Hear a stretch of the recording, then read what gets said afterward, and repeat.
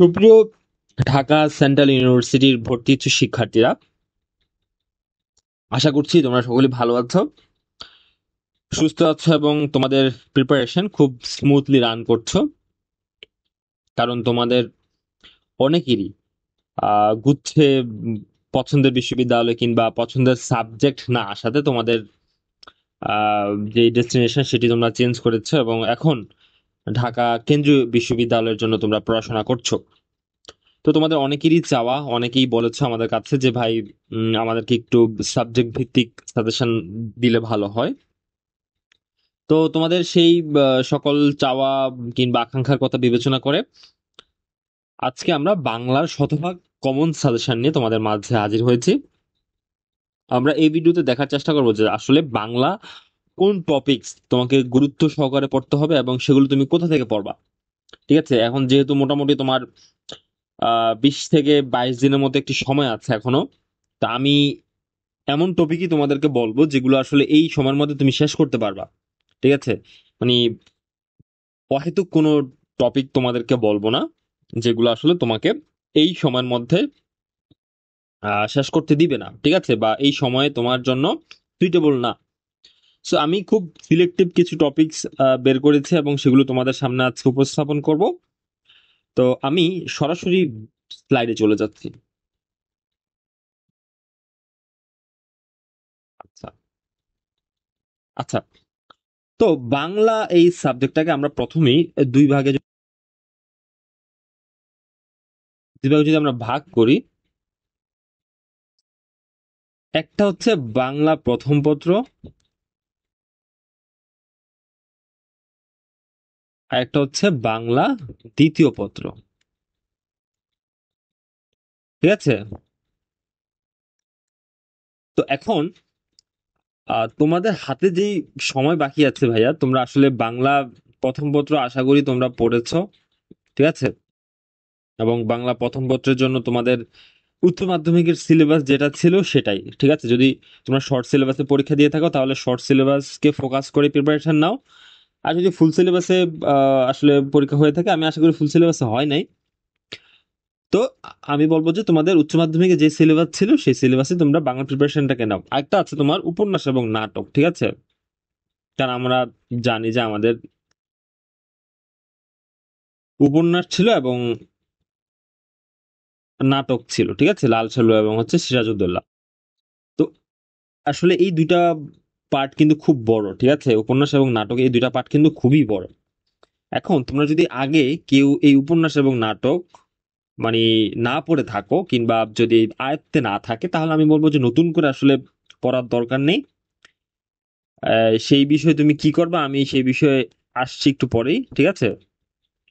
আচ্ছা, তো বাংলা প্রথম পত্র যেটা বললাম যে বাংলা প্রথম পত্রর যেই গদ্য কিংবা পদ্য ছিল সেই গদ্য পদ্য কেন্দ্রিক যেই কবি সাহিত্যিকগণ আছেন তাদের পরিচিতি একটু পড়ে ফেলবা। ঠিক আছে, মীর মশাররফ, রবীন্দ্রনাথ, তারপর হচ্ছে নজরুল ইসলাম, জীবনানন্দ দাশ, ঠিক আছে, সুকান্ত ভট্টাচার্য, তারপর হচ্ছে বঙ্কিমচন্দ্র চট্টোপাধ্যায়, তারপর শরৎচন্দ্র। তো এই কবিগুলোর মানে যেগুলো হচ্ছে তোমরা খুব পরিচিত কিংবা খুব পপুলার বলতে গেলে, সব কম্পিটিটিভ এক্সামেই তাদের নিয়ে প্রশ্ন হয়ে থাকে।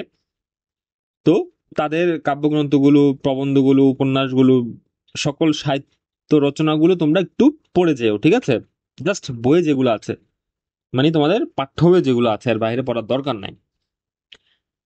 এবং তোমাদের এমসিকিউ প্র্যাকটিসের জন্য তোমরা যে কেউ যে কোনো বই নিতে পারো। ঠিক আছে, বাজারে অনেক বই আছে, তোমরা যে কোনো বই নিতে পারো। সেক্ষেত্রে নিয়ে তোমরা প্র্যাকটিস করবা। কি প্র্যাকটিস করবা? বিগত বছরে যে প্রশ্নগুলো আসছে তোমরা সেগুলি প্র্যাকটিস করবা।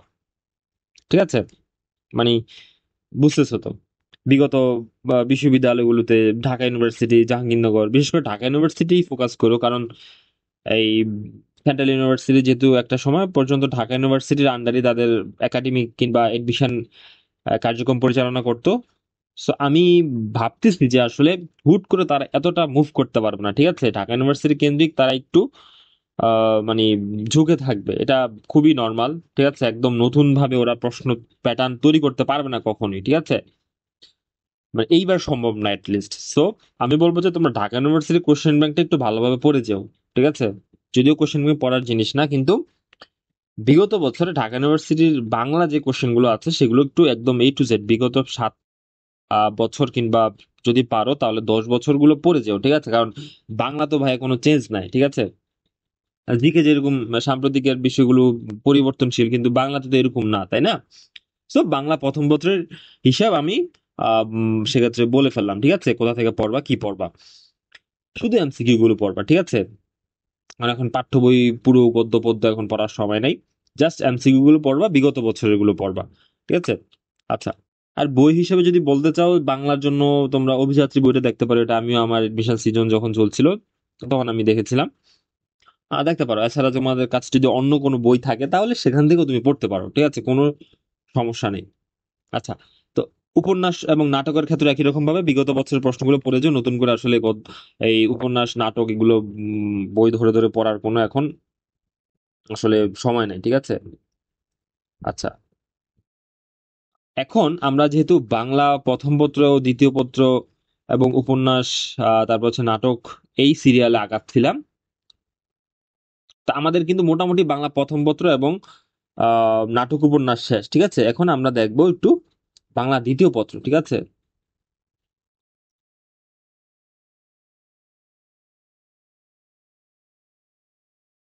বাংলা দ্বিতীয় পত্র এখন আমরা একটু দেখবো, ঠিক আছে? আচ্ছা, তো প্রথমেই যে টপিকটা আমি বলবো সেটা হচ্ছে ধ্বনি ও বর্ণ। ধ্বনি ও বর্ণ, এই টপিকটা ভাইয়া খুবই বেসিক এবং খুবই প্রাইমারি টপিক বাংলার মধ্যে, ঠিক আছে? ধ্বনি ও বর্ণ এখান থেকে প্রশ্ন আসেই, ঠিক আছে? আর তোমার নাসিক্য বর্ণ, তারপর হচ্ছে যেগুলো তারণজাত ধ্বনি, মৌলিক কিংবা যৌগিক স্বরধ্বনি, এই বিষয়গুলো তোমরা ওই 9-10-এর যেই বাংলা ব্যাকরণ বইটা ছিল না ওখান থেকে পড়ে নিবা, ঠিক আছে? আর প্র্যাকটিসের জন্য তো বললামই, বিগত বছরে যে কোশ্চেন ব্যাংক আছে সেই কোশ্চেন ব্যাংক থেকে একটু দেখে নিও, ঠিক আছে? আচ্ছা, তারপরে আসি আমরা পরবর্তীতে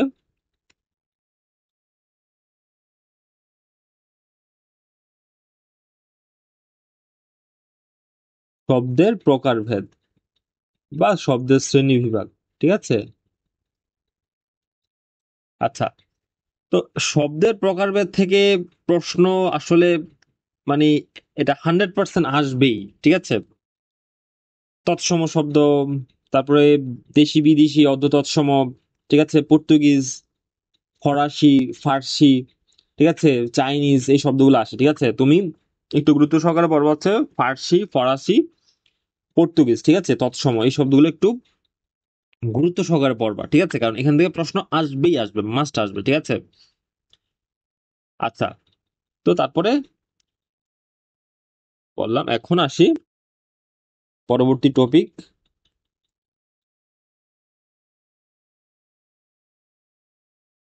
বানান, ঠিক আছে? বানান শুদ্ধিকরণ, যে নিচের কোন বানানটি শুদ্ধ কিংবা নিচের কোন বানানটি অশুদ্ধ, ঠিক আছে? এরকম তোমার পরীক্ষা আসবে বানান প্রকরণ থেকে কিংবা বানান শুদ্ধিকরণ থেকে একটি প্রশ্ন তুমি পাবাই, ঠিক আছে? তো তোমাকে বলবো যে বিগত বছরের যে প্রশ্নগুলো আছে তোমাদের কাছে, সেটা হতে পারে ঢাকা বিশ্ববিদ্যালয় কিংবা অন্য বিশ্ববিদ্যালয় অথবা চাকরি, ঠিক আছে? তোমার যদি হাতে সময় থাকে তুমি বিসিএস এর কোশ্চেন ব্যাংকও দেখতে পারো বাংলার ক্ষেত্রে, ঠিক আছে? তো বানান তো বললাম, তারপরে হচ্ছে তোমাদের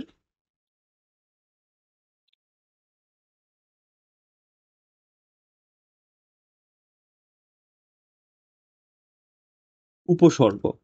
উপসর্গ থেকে প্রশ্ন পাবা, ঠিক আছে?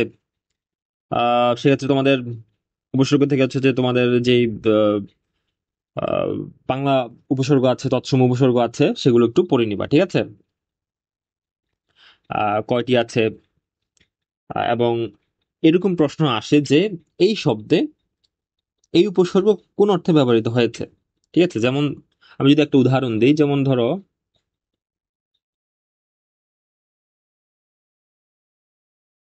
অকেজো, ঠিক আছে? কিংবা হচ্ছে যে অকাজ, এই শব্দে এই উপসর্গ কোন অর্থে ব্যবহৃত হয়েছে, এগুলো কিন্তু তুমি দেখবে একটু ইয়েতে, তোমার বাংলা দ্বিতীয় পত্র যে বই আছে না সেখান থেকে একটু দেখে নিবা। যে কোন উপসর্গ কি অর্থে ব্যবহৃত হয়েছে, ঠিক আছে? তারপর আসো যে অপবাদ। অপবাদ এই উপসর্গ, এই শব্দে উপসর্গ কি অর্থে ব্যবহৃত হয়েছে, ঠিক আছে? সো এগুলো একটু দেখে যাবা, ঠিক আছে? এখান থেকে কিন্তু প্রশ্ন আসবে। আচ্ছা, তো আমরা উপসর্গ বললাম, এখান থেকে প্রশ্ন আসবে।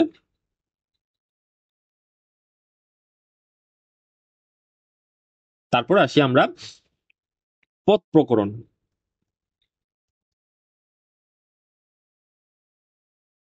পদ প্রকরণ, ঠিক আছে? সেক্ষেত্রে বিশেষ্য, বিশেষণ, ক্রিয়া, অব্যয়, হ্যাঁ, এই কয়েকটা পদ একটু ভালো করে পড়ে যাবা, ঠিক আছে? আচ্ছা, তারপরে আসি, একই সাথে আরেকটা টপিক চলে আসি, সেটা হচ্ছে বাক্য প্রকরণ, ঠিক আছে? কি প্রকরণ ভাইয়া? বাক্য প্রকরণ, ঠিক আছে? যে তোমরা ইংলিশে পড়েছো, ইংলিশ গ্রামারে পড়েছো যে সিম্পল, কমপ্লেক্স, কম্পাউন্ড, ঠিক আছে? সরল, জটিল, যৌগিক বাক্য। হ্যাঁ, তো প্রশ্ন আসতেই পারে যে এটি নিচের বাক্য, নিচের সেক্ষেত্রে বাক্যগুলোর মধ্যে সরল বাক্য কোনটি, কিংবা জটিল বা যৌগিক বাক্য কোনটি, ঠিক আছে? আচ্ছা,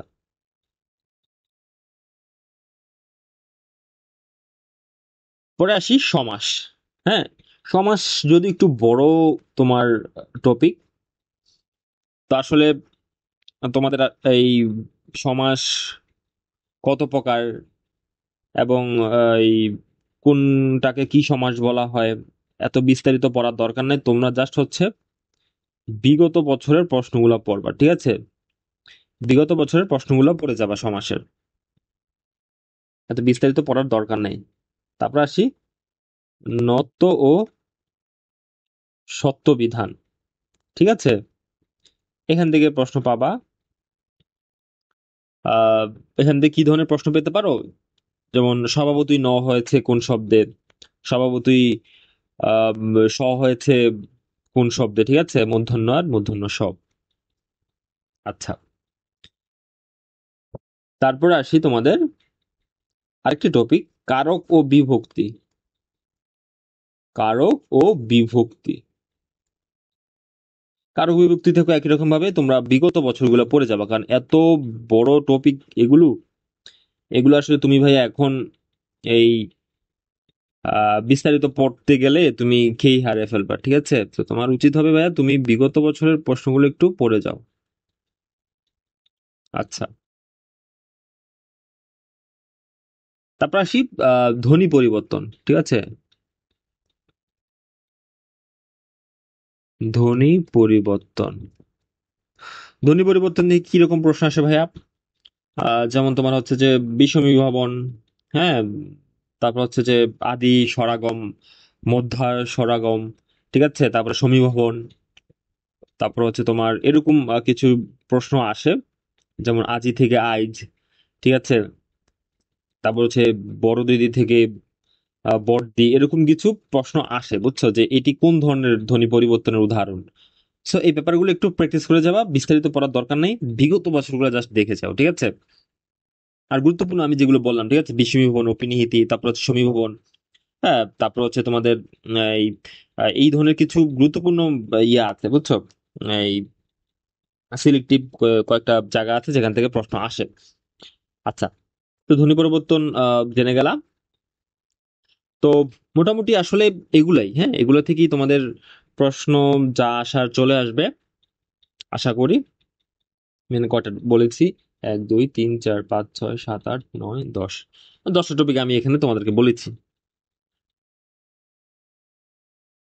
এর বাইরে যদি তোমাদের কোনো টপিক পড়ার সুযোগ হয়, তাহলে তোমরা সেক্ষেত্রে করতে পারো।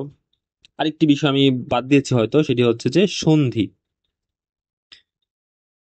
সন্ধি থেকেও তোমরা পড়তে পারো, ঠিক আছে? সন্ধি, বিশেষ করে নিপাতনে সিদ্ধ সন্ধি, এগুলো একটু পড়ে যাবা, ঠিক আছে?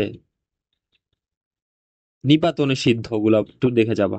আচ্ছা, নিপাতনে সিদ্ধ যেগুলো সেগুলো একটু দেখে যাবা, ঠিক আছে?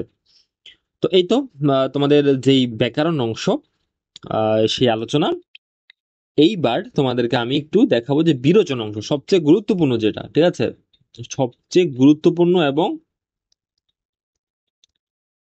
সবচেয়ে প্যারাদায়ক অংশ যেটা, ঠিক আছে, অনেক বেশি মুখস্থ করা লাগে এখানে। বিরোচন অংশের মধ্যে তোমাদের আছে এক কথায় প্রকাশ,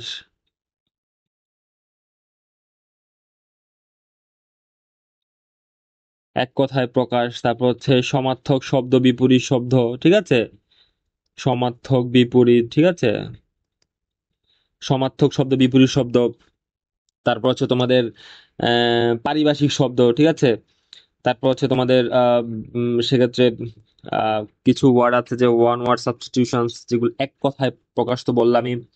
বাগধারা আসে, ঠিক আছে, লিখে আমি একটু, পারিভাষিক শব্দ,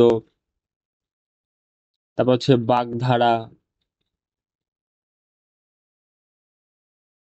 বাগধারা, ঠিক আছে, এই প্রশ্ন এই ইয়েগুলো আসে। শব্দের অর্থ আসে, তো এই বিষয়গুলো কোন জায়গা থেকে পড়বা? শোনো, আমরা হচ্ছে যে তোমাদেরকে খুব ইজিলি বলে দিচ্ছি, কারণ আমরা চাই না যে তোমরা ভাইয়া এত অল্প সময় অনেক বেশি পারে না। So, আমি বলবো যে একটা বই আছে অভিযাত্রী এটিএম, এটিএম এটা আমি পড়ছিলাম আমার এডমিশন টেস্টের সময়। এটা থেকে তোমরা পড়তে পারো, ঠিক আছে, কারণ এই বইটা হচ্ছে যে মানে একটা এটিএম মানে হচ্ছে একটা না মুখস্থ। তো এই বইটা হচ্ছে যে মুখস্থ অংশের জন্য কিংবা বিরোচন অংশের জন্য খুবই কার্যকরী। বুঝতে পারছো? এগুলো তোমরা সবগুলাই বিগত বছরের প্রশ্নগুলো তোমরা পড়ে যাওয়া, আর কিছু লাগবে না, ঠিক আছে, শুধু বিগত বছরের প্রশ্নগুলো তোমরা ঠিক আছে দেখে যাবা, ঠিক আছে। তো আজকের ভিডিও এই পর্যন্তই। তোমাদের যদি অন্য কোনো সাবজেক্টের সাজেশন প্রয়োজন হয় তোমরা অবশ্যই সেক্ষেত্রে আমাদেরকে কমেন্টে জানাবা। আমাদের এপিকেডুর ফেসবুক পেজ আছে, পেজে আমাদেরকে সেক্ষেত্রে জানাবা, কিংবা ব্যক্তিগতভাবে যদি আমাকে রিচ করতে চাও আমার সাথেও তোমরা যোগাযোগ করতে পারো। আমাদের এই ভিডিও ডেসক্রিপশন বক্সে আমাদের হোয়াটসঅ্যাপ নাম্বারের সেক্ষেত্রে লিঙ্ক দেওয়া থাকবে, আমাদের গ্রুপের লিঙ্ক দেওয়া থাকবে, সব জায়গায় তোমাদের অ্যাক্সেস সুবিধা আছে। তো তোমরা আমাদেরকে প্রশ্ন করতে পারো। তো আজকের ভিডিও এই পর্যন্তই। তোমাদের সাথে দেখা হবে নতুন কোনো ভিডিওতে, নতুন কোনো সময়। আমি একটু অসুস্থ, এর জন্য আসলে অনেকদিন ধরে ভিডিও দিচ্ছি না, অনেকদিন বলতে 2 দিন ধরে। তোমরা দোয়া করো আমার জন্য, আমি যেন অতি দ্রুতই তোমাদের মাঝে পূর্ণাঙ্গভাবে স্বতঃস্ফূর্তভাবে ভিডিও নিয়ে ফিরে আসতে পারি। এই প্রত্যাশা আজকের মতো এখানে শেষ করছি। ধন্যবাদ সবাইকে।